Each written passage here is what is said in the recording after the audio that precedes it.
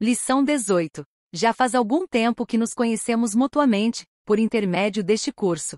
Talvez devamos fazer uma pausa, para avaliar a nossa posição e olhar ao nosso redor, pensar no que lemos e presumivelmente no que aprendemos. É essencial parar, de vez em quando, para uma recreação.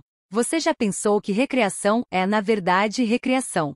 Mencionamos este ponto porque está todo ligado ao cansaço, porque quem se cansa não consegue executar melhor o seu trabalho.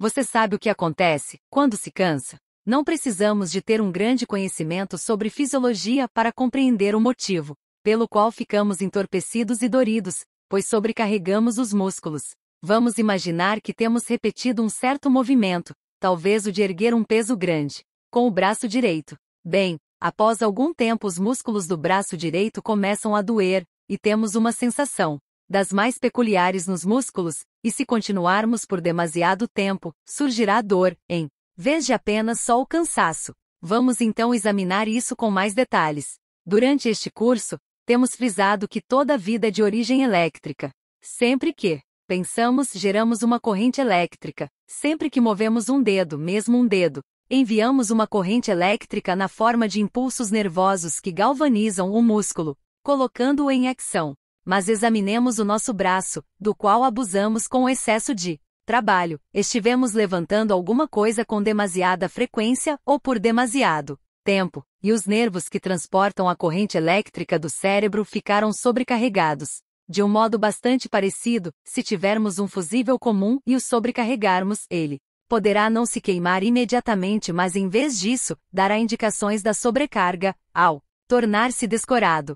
Assim acontece com os nossos nervos que dão ordens aos músculos. Eles se tornam sobrecarregados com a passagem da corrente constante, e os próprios músculos ficam cansados de se expandirem e contraírem-se sem cessar. Por que motivo nos cansamos? É fácil responder. Quando movemos um membro, os nossos músculos são estimulados pelo cérebro. A corrente elétrica provoca secreções que passam a fluir na estrutura muscular, e que leva os feixes musculares a se afastarem, de modo que o resultado desse afastamento é o de diminuir do comprimento total, sendo esse o meio pelo qual o membro se dobra. Está tudo certo, sem continuar com a fisiologia, mas um resultado secundário é que as substâncias químicas em ação, levando as estrias dos músculos a se separarem, ficam cristalizadas e se implantam no tecido muscular. Assim é que, se enviarmos tais secreções, essas substâncias químicas, para a musculatura, mais depressa do que o tecido as possa absorver,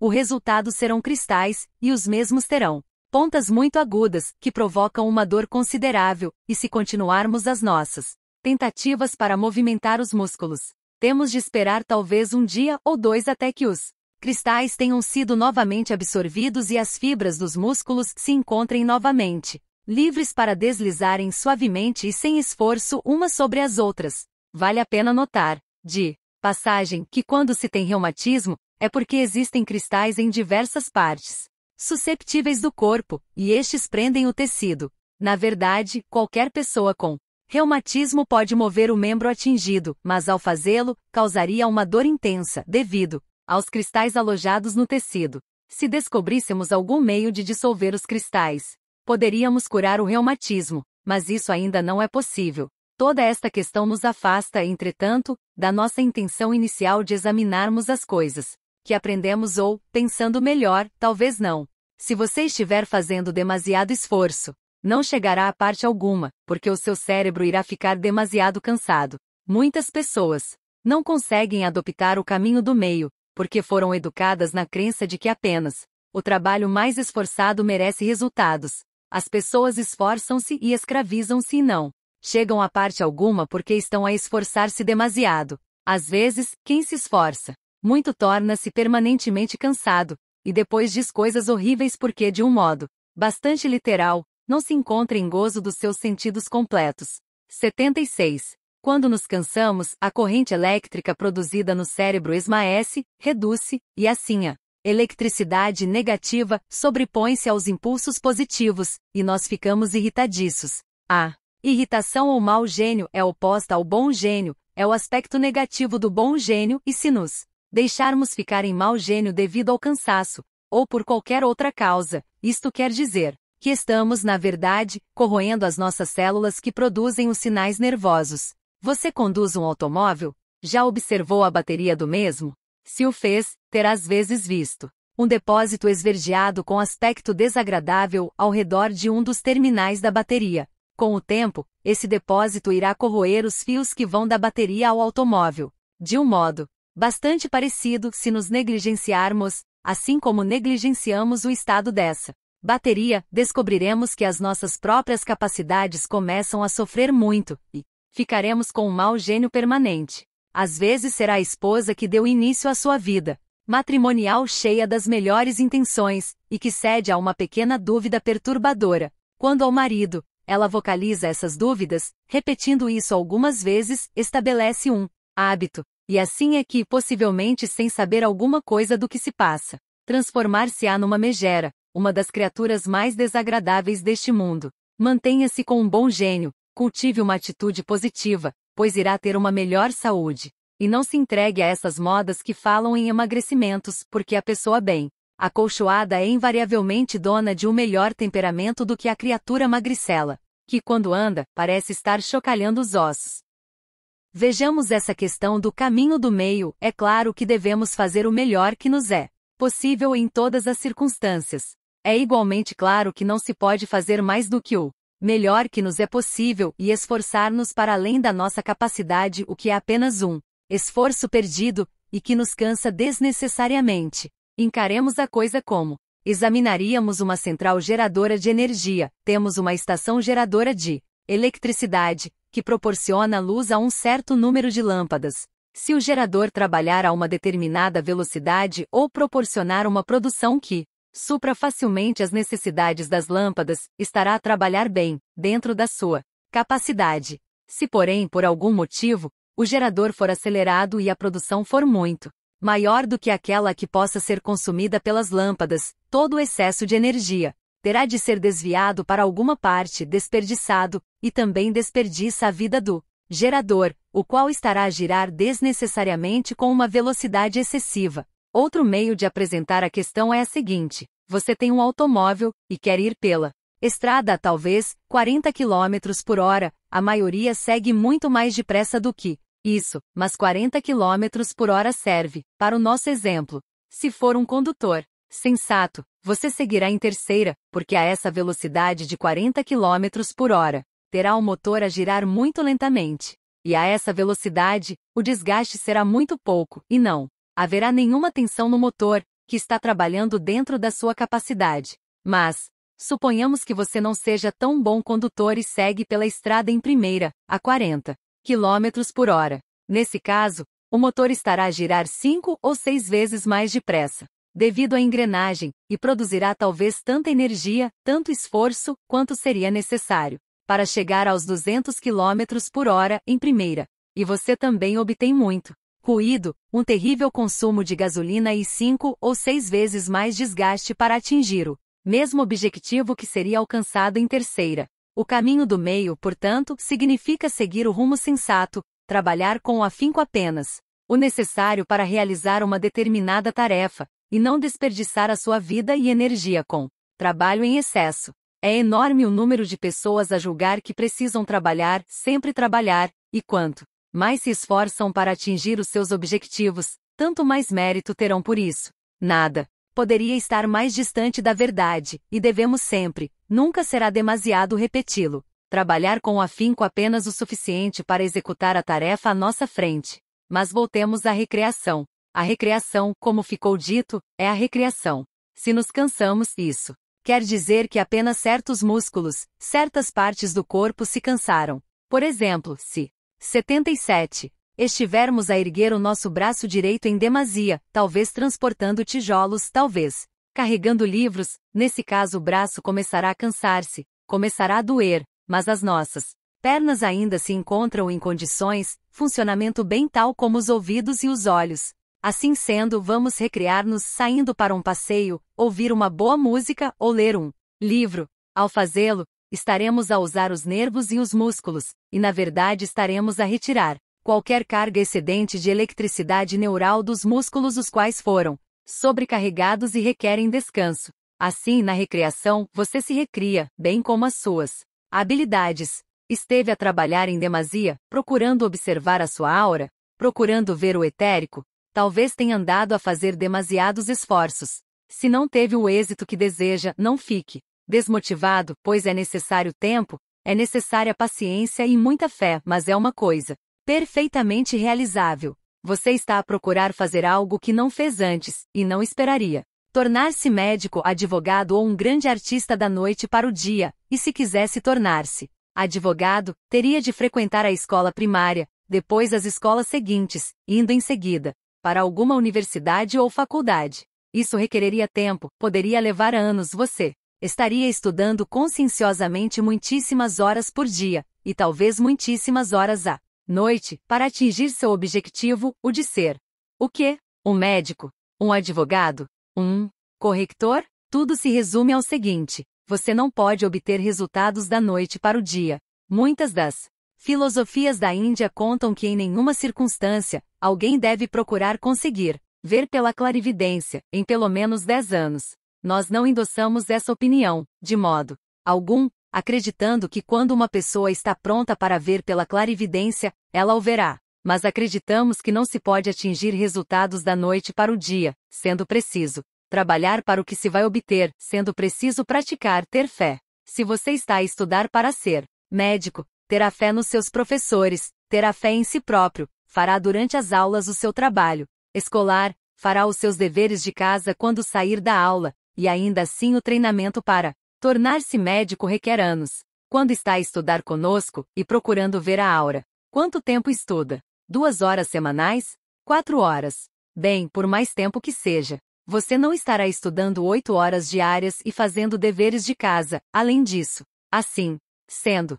tenha paciência, porque a aura pode ser vista do modo mais definido, e o será se você tiver essa paciência e fé. Com o correr dos anos, temos recebido uma quantidade tremenda de correspondência de pessoas de todo o mundo, até mesmo de gente por detrás da cortina de ferro. Há uma jovem na Austrália com poderes acentuados de clarividência, e que teve de ocultar as suas capacidades porque os parentes acham que há alguma coisa singular nela, se disser que sabe o que estão a pensar, ou se quer falar sobre o estado de saúde dos seus parentes. Há uma outra senhora em Toronto, Canadá, que durante um período de apenas algumas semanas pôde ver o etérico, pôde ver a força etérica emanando das pontas dos dedos, e pôde ver a flor de lótus oscilando por cima de uma cabeça. O seu progresso foi acentuado, e ela pode ver o etérico quase na sua inteireza, e estamos informados de que ela começa, agora, a ver a aura. É uma das pessoas afortunadas que podem ver os espíritos da natureza, e a aura